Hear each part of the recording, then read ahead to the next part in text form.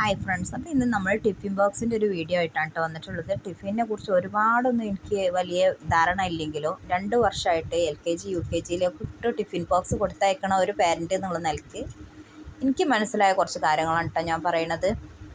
അപ്പോൾ ഇപ്പോൾ ആദ്യമായിട്ട് നമ്മുടെ മക്കൾക്ക് ഈ ലോകത്ത് ഏറ്റവും ബെസ്റ്റ് കൊടുക്കുക എന്ന് തന്നെ നമ്മൾ വിചാരിക്കുള്ളൂ, ഈ പേരൻസ് എന്നുള്ള നിലയ്ക്ക് നമ്മൾ മാതാപിതാക്കൾ.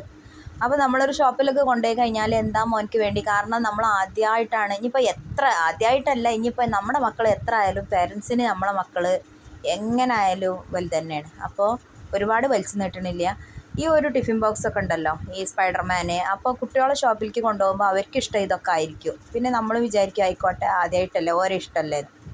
അങ്ങനെ നമ്മൾ വാങ്ങിക്കുന്ന സമയത്ത് ശ്രദ്ധിക്കേണ്ട കാര്യം എന്ന് പറഞ്ഞാൽ, ഈ വാഷറിൻ്റെ ഉള്ളിൽ അടങ്ങിയിരിക്കണ ഈ ഒരു ഈ അഴുക്കുകൾ ഇത് കണ്ട സമയത്ത് തന്നെ ഞാൻ മാറ്റി വെച്ചതാണ് കേട്ടോ. പിന്നെ ഞാൻ ഈ ടിഫിനൊന്നും ഞാൻ കൊടുത്തയച്ചിട്ടില്ല.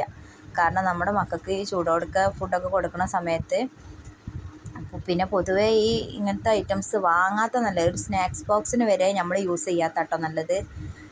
മാക്സിമം നമ്മൾ സ്റ്റീലാക്കിയിരിക്കുകയാണെങ്കിൽ നമുക്ക് കഴുകി വൃത്തിയാക്കി ചൂടുവെള്ളത്തിൽ സമാധാനത്തിലിട്ട് ഒന്ന് നമ്മളെ മക്കൾക്ക് നല്ല ഭക്ഷണം നമ്മൾ ഉണ്ടാക്കി കൊടുക്കുമ്പോൾ നല്ലപോലെ അവർക്ക് കഴിക്കാനും കഴിയും. ഇത്രയും അഴുക്കിൽ നമ്മൾ ചൂടൊക്കെ പറ്റിക്കാന്നുണ്ടെങ്കിൽ ആ ആവി വരുന്ന സമയത്ത് ഈ ചളിയും കൂടെ ആവും നമ്മുടെ മക്കളെ ഫുഡിലോട്ടാവുക.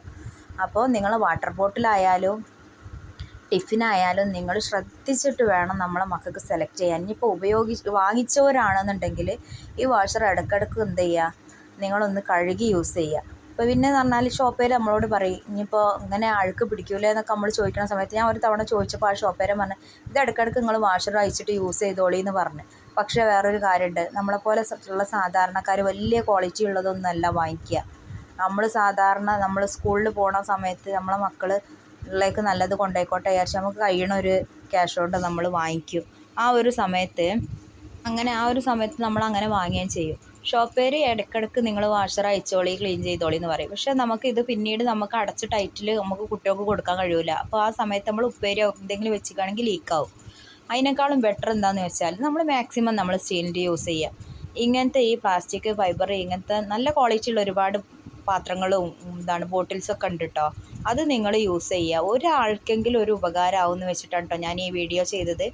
നിങ്ങൾക്ക് ഇഷ്ടപ്പെട്ടാൽ നിങ്ങൾ സപ്പോർട്ട് ചെയ്യാം കേട്ടോ. നമ്മുടെ ചാനലൊന്ന്